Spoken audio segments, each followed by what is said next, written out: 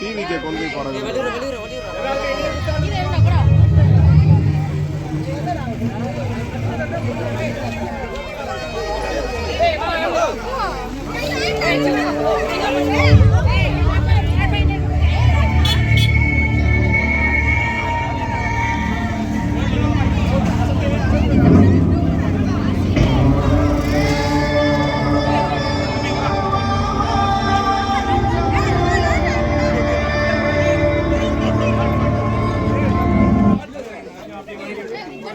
பாலானா பாலானா பாலானா பாலானா ஓ பாலானா பாலானா ஓ பாலானா